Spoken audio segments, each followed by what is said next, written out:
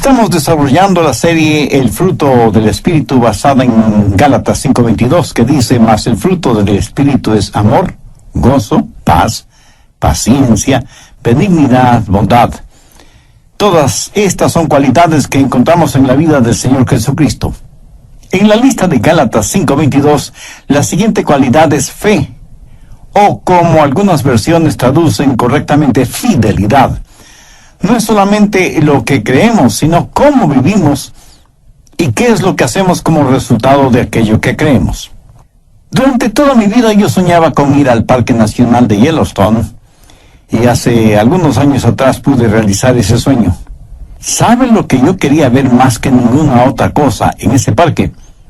Quería ver al famoso geyser conocido como el Viejo Fiel.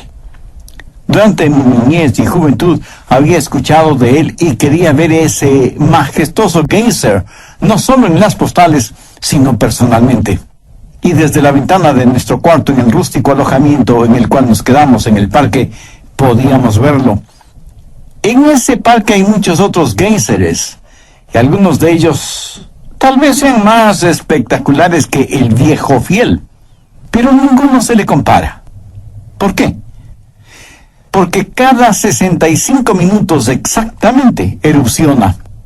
Y uno puede ver esa gruesa columna de candente agua y vapor elevarse hasta casi 70 metros de altura. Es un espectáculo impresionante, digno de verse y exacto. Cada 65 minutos el Viejo Fiel saldrá magnífico desde las entrañas de la tierra. Permítame decirle que la fidelidad es una cualidad que todos admiramos o debemos admirar. Lo interesante es descubrir que Dios no solo la admira, sino que la requiere. Requiere que los mayordomos o administradores sean fieles. Y realmente no importa qué habilidades tenga usted, o que sea muy inteligente, o que tenga una gran personalidad, o cuán duro trabaja, si alguien no puede confiar en usted, usted no es tan bueno como parece. Ahora, ¿qué es fidelidad? Es integridad, honestidad, lealtad, confiabilidad. Uno puede depender de una persona fiel. Si en el grupo social o en la iglesia a la cual usted pertenece yo pidiera que escribiera una carta a 5 personas en las cuales confía, en las cuales puede depender por completo, ¿recibiría usted una de esas cartas? Piénselo. ¿Es usted una persona fiel? ¿Pueden los demás depender de usted? Si no es así, con todo respeto le voy a decir algo, y espero que no se enoje conmigo por eso. Si los demás no pueden confiar en usted, no pueden depender de usted, usted no es tan valioso como se imagina que es. Y esto es cierto para cualquier persona que carece de esta característica llamada fidelidad. La mayoría de personas no la tienen. Me sorprendió y francamente debo decir que me desilusionó el resultado de una encuesta realizada por la mundialmente conocida empresa Gallup, que se dedica a hacer estudios sociales y encuestas pertinentes. Una de esas encuestas revela que el 40% de los trabajadores llaman a sus trabajos para decir que están enfermos, sin que eso sea verdad. Otro porcentaje de empleados cobra por 8 horas de trabajo, cuando en realidad solo han trabajado 5. Otros tratan de estafar a los clientes vendiéndoles mercadería de inferior calidad, pero cobrándoles como mercadería de primera. Y eso, mi amigo, es solo un botón de la muestra, porque la lista es verdaderamente larga. Al final de la encuesta mencionada, el señor Gallup dice lo siguiente: como científico investigador social, estimo que nuestro país está en una crisis de primera magnitud. Esta crisis no es política ni militar. Es una crisis espiritual y moral. Estamos enfrentando la crisis de la falta de integridad espiritual y moral en nuestra sociedad. ¿Es usted una persona fiel? Cuando usted esté frente al Señor Jesucristo, podrá Él decirle: bien, buen siervo y fiel. Mire lo que dice Proverbios 25:19. Como diente roto y pie descoyuntado es la confianza en el prevaricador en tiempo de angustia.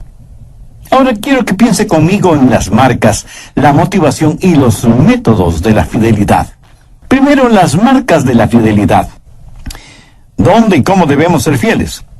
Enfoquemos esto por lo menos en 5 áreas. Primero, debemos ser fieles a nuestra familia. Una y otra vez la Biblia habla de la fidelidad familiar. Si usted no es fiel en su hogar, usted no podrá ser fiel en ninguna otra parte. Un marido tiene que ser fiel a su mujer. Tiene que ser moralmente fiel, sexualmente fiel. La más grande marca de infidelidad es el adulterio. En Proverbios 6:32 leemos: el que comete adulterio es falto de entendimiento, corrompe su alma el que tal hace.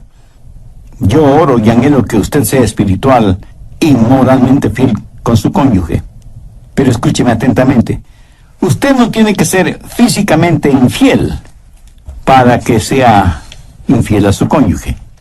Muchos hombres parece que estuvieran casados con su trabajo, o que tienen una aventura amorosa con los deportes, o la intimidad hogareña la han reemplazado con otras cosas, sus pasatiempos, los negocios, los amigos, etc. Todo esto puede alejar a un hombre de su esposa. La Marina de los Estados Unidos tiene como lema Semper Fidelis, que quiere decir siempre fiel. Esto necesita ser una verdad en nuestro corazón y en nuestra vida. He hablado con muchos jovencitos que los identificamos como jóvenes delincuentes. Hay un profundo abismo entre estos jóvenes y sus padres.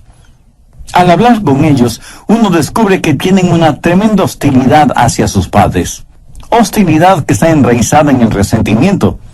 Y el resentimiento hacia los padres tiene sus raíces en el hecho de que alguna vez, de alguna manera, los padres fueron infieles a sus hijos. Quiero decir, les hicieron promesas a sus hijos, promesas que jamás las cumplieron. Sabe que nuestros hijos tienen una memoria increíble. A veces les he preguntado a mis hijos, les he hecho alguna promesa y no la he cumplido.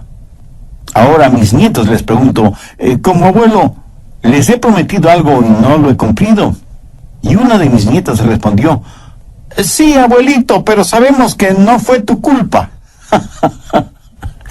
Los muchachos recuerdan cosas que quisiéramos que olviden y olvidan cosas que quisiéramos que recuerden. Bueno, sería para muchos de nosotros el preguntar a quienes amamos, ¿he sido fiel? He prometido algo y no lo he realizado. Y si es necesario, pida perdón y haga lo necesario para cumplir lo prometido. Hay muchas amarguras y resentimientos en el corazón de muchos jóvenes y jovencitas, y en muchos casos será usted, como padre o como madre, que ha sido infiel. Hay otra área en la cual necesitamos ser fieles: el dinero, las finanzas. Busque Lucas 16:10. El que es fiel en lo muy poco, también en lo más es fiel. ¿Qué haría usted si tuviera $1,000,000? Y usted responde, oh, yo haría esto y aquello, daría para las misiones, ayudaría a otros. Mi amigo, ¿está seguro que haría eso? Déjeme decirle una buena prueba de lo que usted haría si tuviera $1,000,000. Haría lo que hace hoy con $100. Esa es una buena prueba. Verá, si usted no es fiel con lo poco que tiene, tampoco será fiel aunque tenga mucho. Si usted roba $100, a los ojos de Dios es como si hubiera robado $1,000,000. Mire lo que dice Lucas 16:11. Pues si en las riquezas injustas no fuisteis fieles, ¿quién nos confiará lo verdadero? En otras palabras, si uno es infiel con las riquezas mal adquiridas, ¿quién le va a confiar riquezas honestas? Las verdaderas riquezas son las riquezas espirituales. Verso 12. Y si en lo ajeno no fuisteis fieles, ¿quién nos dará lo que es vuestro? Ahora, ¿qué quiere decir esto? La prueba de lo que usted hará en el plano espiritual se verá en lo que hace en el plano físico, financiero. Si a usted no se le puede confiar ningún dinero, Dios no le va a confiar poder espiritual. Muchos de nosotros no tenemos bendiciones espirituales simplemente porque no somos fieles con nuestras finanzas.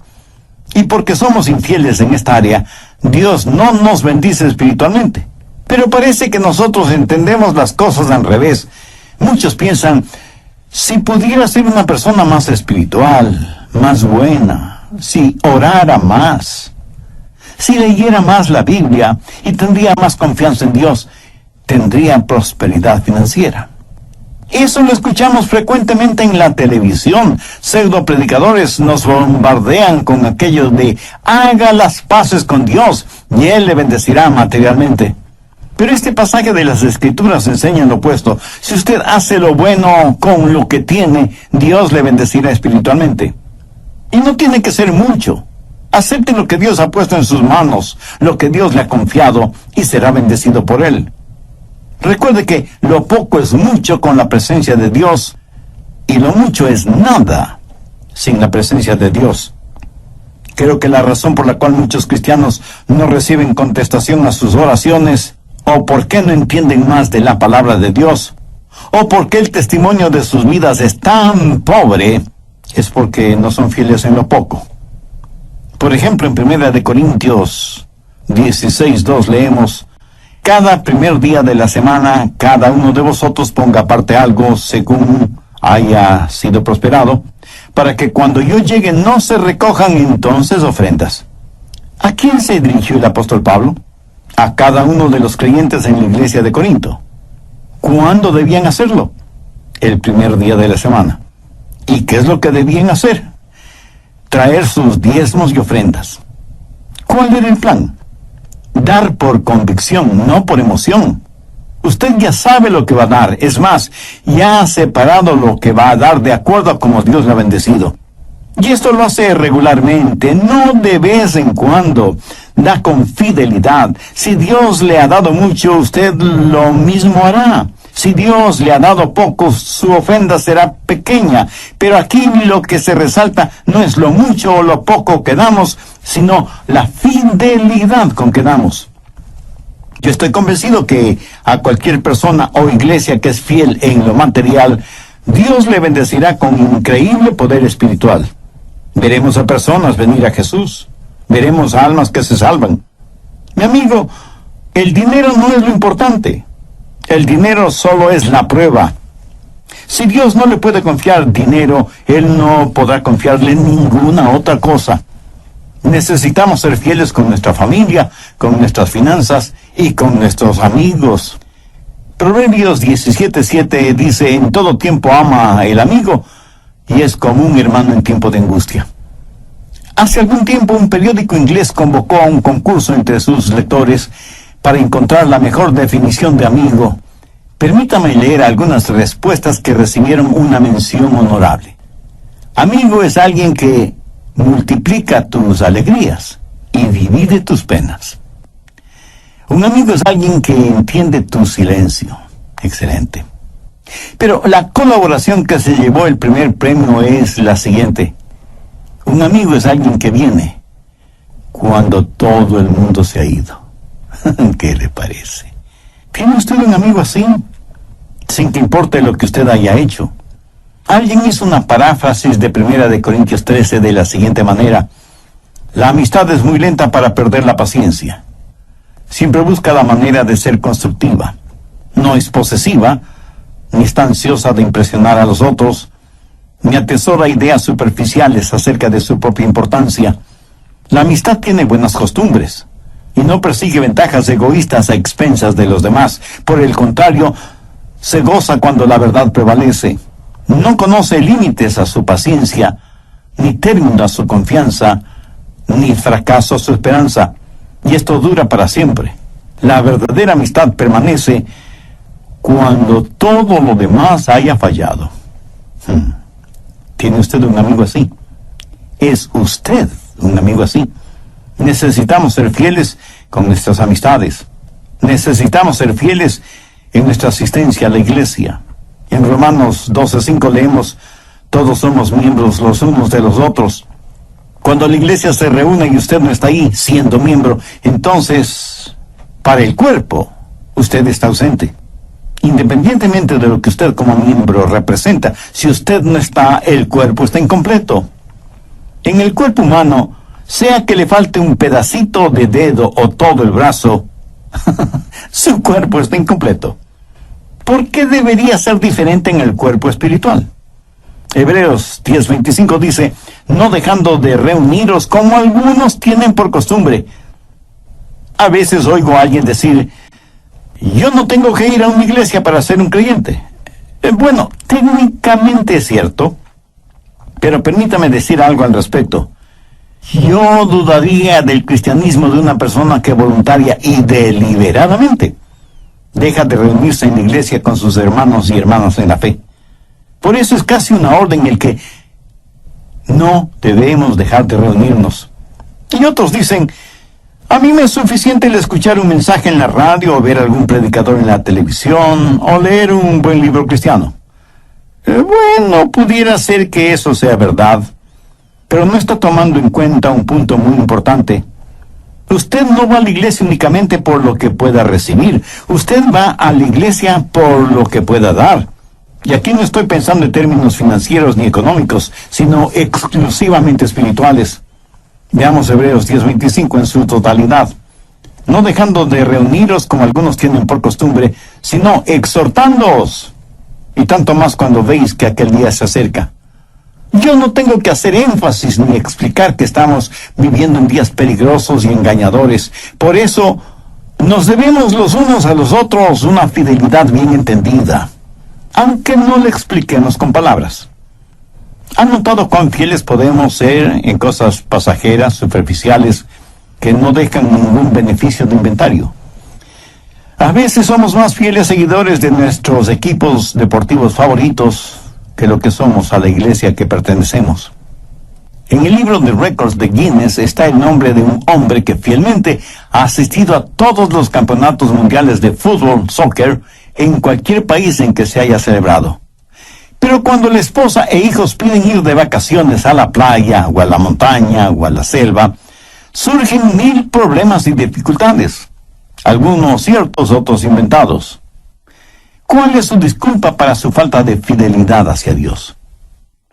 ¿Qué quiere decir con eso de que no tiene tiempo? ¿Sabe lo que le dice a su pastor la presencia suya en la iglesia? Le dice 3 cosas muy importantes, aunque usted no se dé cuenta de su importancia. Le dice en primer lugar que Dios es importante para usted. En segundo lugar, le dice que Él, como pastor, es importante para usted. Y en tercer lugar, le dice a los demás que ellos son importantes para usted. Por eso necesitamos ser fieles en nuestro compañerismo, en nuestra comunión. Somos miembros los unos de los otros. Todo lo que he mencionado son marcas de nuestra fidelidad. Y necesitamos ser fieles en nuestra fe. Esto es, ser fieles a la palabra de Dios. He sabido de personas que toman la Biblia, la despedazan o se burlan de ella, o la someten a una minuciosa disección. Tenemos a algunos teólogos, y como usted seguramente sabe, la palabra teos significa Dios. Así que un teólogo es una persona que se supone conoce la palabra de Dios. Yo personalmente no sé por qué se llaman teólogos y no creen en la palabra de Dios. Para mí eso significa que no conocen a Dios. Sin embargo, tienen el atrevimiento de autonombrarse críticos y jueces de la palabra de Dios. Si no conocen al Dios de la palabra, ¿qué autoridad espiritual, moral o ética tienen para juzgar la palabra de Dios? La Biblia enseña claramente que no debemos juzgar la palabra de Dios. Es la palabra de Dios la que nos juzga a nosotros. Hebreos 4:12 dice, porque la palabra de Dios es viva y eficaz y más cortante que toda espada de 2 filos y penetra hasta partir el alma y el espíritu, las coyunturas y los tuétanos y discierne los pensamientos y las intenciones del corazón. William Booth fue el fundador del Ministerio Ejército de Salvación y dijo que el mayor peligro en nuestro siglo es el perdón sin arrepentimiento, la salvación sin regeneración, la religión sin el Espíritu Santo, el cielo sin el infierno. Mi amigo, si hay una generación que más necesita ser fiel a la fe, es nuestra generación. Los estudiosos dicen que estamos solamente a una generación de volvernos completamente paganos. Si nosotros no practicamos y enseñamos fidelidad y fe a esta generación, la siguiente no tendrá absolutamente ninguna. Debemos ser buenos administradores No solo de las cosas materiales que Dios nos da, que son pasajeras, sino de las cosas y los valores espirituales que son eternos. Esas son las marcas de la fidelidad. Segundo, la motivación para nuestra fidelidad. ¿Por qué debemos ser fieles? Bueno, porque Dios es increíblemente fiel con nosotros. ¿Alguna vez usted ha pensado en la fidelidad de Dios? Quiero decir, ¿en qué áreas de su vida Dios no le ha sido fiel? ¿Ha notado la extraordinaria promesa que encontramos en 1 de Juan 1:9? Si confesamos nuestros pecados, Él es fiel y justo para perdonar nuestros pecados y limpiarnos de toda maldad. ¿Qué sucedería si usted no estuviera seguro del perdón de Dios? ¿Se puede imaginar eso? Suponga que usted ha cometido un pecado y se acerca a Dios y le dice, Dios, perdóname. Ahora, suponga que usted no sabe si Él le perdonó. ¿No sería eso algo absolutamente triste? En cambio, qué gran gozo es el saber que si confesamos nuestros pecados, Él es fiel y justo para perdonar nuestros pecados y limpiarnos de toda maldad. Pero no solo eso. Mire lo que Pablo dice en 1 Corintios 10:13. No nos ha sobrevenido ninguna tentación que no sea humana, mas fiel es Dios, que no os dejará ser tentados más de lo que podéis resistir, sino que dará también juntamente con la tentación la salida, para que podáis soportar. Este mundo sería un lugar terrible si usted supiera que solo hay fuerzas negativas y el poder de Satanás y la atracción sexual y todas esas cosas sin tener la promesa de victoria. Sería trágico solo el saber que existe algo enormemente malévolo y que usted es incapaz de vencer. Pero gloria y gracias sean dadas a Dios. Yo me levanto cada mañana teniendo la absoluta seguridad de la fidelidad de Dios y que Él me cuidará y me guardará. Y no faltará quien me pregunte, pastor, ¿y qué si el diablo le atrapa y le saca de las manos de Dios?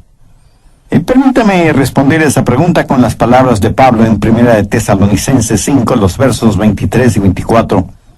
Y el mismo Dios de paz os santifique por completo, y todo vuestro ser, espíritu, alma y cuerpo, sea guardado irreprensible para la venida de nuestro Señor Jesucristo. Fiel es el que os llama, el cual también lo hará. Mi amigo, si Dios ha sido tan fiel conmigo, entonces yo necesito retribuir esa fidelidad, y la única forma de hacerlo es siendo fiel a Dios. Escúcheme, Dios quiere mi fidelidad, no mi adulo. Adulamos a los seres humanos porque queremos conseguir algo de ellos para nuestro beneficio personal. Somos fieles a Dios no porque queremos que nos dé algo, sino sencillamente porque le amamos. Mi fidelidad no es para conseguir algo, sino para tener compañerismo, comunión con Él. Tercero, la metodología de la fidelidad. ¿Cómo podemos ser fieles? Bueno, primero siendo fieles en las cosas pequeñas. Volvamos a Lucas 16:10. El que es fiel en lo muy poco, también en lo más es fiel. Las cosas grandes son hechas de muchas cosas pequeñas. Por ejemplo, nuestro cuerpo está compuesto de muchos miembros. Esos miembros a la vez están compuestos de células, y las células están compuestas o formadas por moléculas, y la estructura molecular tiene una estructura atómica. ¿Piensa que ahí termina esa cadena? No. La estructura atómica contiene diminutas partículas que pueden ser divididas. ¿Lo entiende? Todo lo que es grande está compuesto de cosas pequeñas. Aún el vasto océano no es más que un conjunto gigantesco de gotas de agua. Ahora piense en las épocas, en las edades, en las centurias. El milenio está compuesto de siglos. Los siglos están compuestos de años, los años están compuestos de meses, los meses están compuestos de semanas, las semanas de días, los días de horas, las horas de minutos, los minutos de segundos, y aún los segundos están compuestos de centésimas o milésimas de segundo. Todo lo grande está compuesto de cosas pequeñas, y así mismo en nuestra vida. Toda nuestra vida no es cuestión de una o dos decisiones grandes. Es lo que nos sucede diariamente. Es la honestidad, las sonrisas, las bondades, el calor humano, la integridad. El que es fiel en lo muy poco, también en lo más es fiel. Como lo puede ver, son las cosas pequeñas las que verdaderamente cuentan. Mi esposa alguna vez me dijo: Adrián, no me casé contigo por tu apariencia. Me casé contigo por tu inteligencia. Bueno, hasta ahora no sé si me lo dijo en serio o en broma. Pero escúchame. Son las cosas pequeñas las que realmente hacen la diferencia. Cuando usted es fiel en las cosas pequeñas, como invariablemente la noche sigue al día, usted será fiel en las cosas grandes. Porque la única manera de tener cosas grandes es por medio de las cosas pequeñas. Piensa en David, el hombre conforme al corazón de Dios. Antes de que David fuera rey, él fue pastor. Cuidaba los rebaños de su padre antes de poder cuidar toda una nación. Antes de matar a Goliat, había matado a un oso y a un león, y porque él fue fiel en las cosas pequeñas, él pudo ser fiel en las cosas grandes. Un gran evangelista de épocas pasadas solía decir: la regla que gobierna mi vida es esta: cualquier cosa que oscurece mi visión de Cristo, o que me quite el deseo de estudiar la Biblia, o que invada mi vida de oración, o que haga difícil mi labor cristiana, es negativa para mí, y por lo tanto, como cristiano, debo huir de eso. Padres, ¿saben lo que necesitan saber? No mande a sus hijos a la iglesia. Vaya usted con ellos a la iglesia. El domingo no les dé dinero para la ofrenda. Enséñeles a que usen del dinero que usted les da semanalmente. Que aprendan a diezmar y ofrendar con lo que ya es de ellos. Por pequeña que sea la ofrenda de ellos ahora, cuando sean profesionales no tendrán ningún problema dando en grande. Enséñenles a ser fieles en las cosas pequeñas y le aseguro que ellos serán fieles en las cosas grandes. Pero hay algo más. Sea fiel en las cosas secretas. Lo que usted es en la oscuridad, nadie más, excepto Dios, lo sabe. Ahora escúcheme bien. Lo que usted es a solas, eso es lo que usted es. Déjeme darle una prueba para descubrir su carácter. ¿Qué haría, bueno o malo, si supiera que nadie nunca lo sabrá? Capilla Sixtina en el Vaticano, en Roma, él estaba pintando minuciosamente un área de esa gran obra, pero nadie podía verla. Y alguien le dijo: maestro, lo que está pintando nadie lo puede ver. Y él le contestó: yo lo puedo ver, y Dios lo puede ver. Amigo, eso es fidelidad. Sea que los demás lo sepan o no, sea que los demás lo vean o no, sea fiel en las cosas secretas. Para aquellos que por naturaleza de su trabajo tienen muchas veces que quedarse en la habitación de un hotel donde nadie les conoce y donde nadie les ve, quiero decirles algo muy importante: sea fiel en las cosas sagradas. Esa es la raíz de la fidelidad. Aunque esté solo o sola, mantenga su corazón sensible a la voz y a la presencia de Dios. La relación que usted tenga con Dios en el secreto de su soledad será evidente cuando esté frente a los demás, aunque usted no se dé cuenta de eso.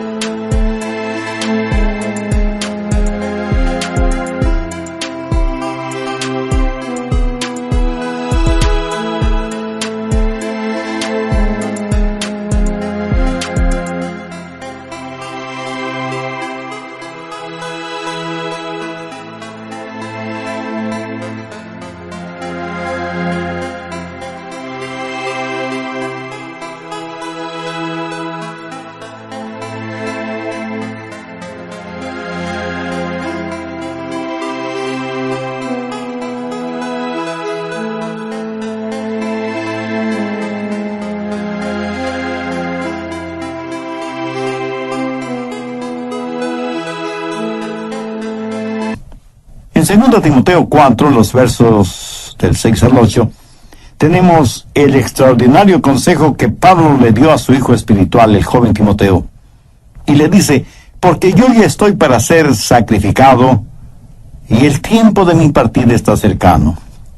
He peleado la buena batalla, he acabado la carrera, he guardado la fe. Por lo demás me está guardada la corona de justicia, la cual me dará el Señor juez justo en aquel día, y no solo a mí, sino también a todos los que aman su venida. Pablo está en prisión esperando ser ejecutado. Con mi imaginación puedo ver a este anciano apóstol firmando esta carta a Timoteo. Viene un soldado romano y con un dejo de tristeza en su voz le dice: Pablo, ha llegado el momento de tu ejecución y van a decapitarte. Pablo da un profundo suspiro, toma su viejo manto, se lo pone sobre los hombros y con gozo dice: estoy listo. Y encorvado y vacilante en su caminar sigue el soldado. Pablo, que había sobrevivido a apedreamientos, naufragios, latigazos y torturas, se dirige hacia el verdugo, que le cortará la cabeza. Lo interesante es que mientras caminaban, el soldado romano le preguntó: Pablo, ¿estás tarareando una música? Y Pablo responde: oh, perdón, no me di cuenta que estaba tarareando en voz alta. ¿Y qué es lo que tarareas? Oh, solo es una pequeña canción que dice: todo valdrá la pena cuando vea a Jesús. Y el soldado, sorprendido o admirado, le dice: Pablo, ¿sabes que eres un individuo extraño? ¿Acaso no tienes miedo de morir? Y Pablo, sonriendo, le responde: no, mi amigo, ya estoy acostumbrado. ¿Que ya estás acostumbrado? ¿Y qué quieres decir con eso? Simplemente que muero a diario. Y el soldado dice: pues ahora te entiendo menos. Y llegan a donde está el verdugo. Hacen que Pablo se arrodille y ponen su cabeza sobre un grueso tronco de madera cubierto con sangre seca, señal de que otros antes habían sido decapitados. Y el guardia le pregunta: Pablo, ¿quieres decir algunas palabras finales? Y Pablo dice: sí, Jesucristo es el Señor. El verdugo deja caer con fuerza su gigantesca hacha. Hay un sonido seco y la cabeza del apóstol rueda por el suelo. La siguiente escena me la imagino en el cielo. Pablo, mirando el rostro de Jesucristo, le dice: Señor Jesús, yo no fui importante, ni influyente, ni rico. De hecho, ni siquiera soy atractivo, ni tengo una voz carismática, ni una personalidad agradable. Pero, Señor, he peleado la buena batalla, he acabado la carrera.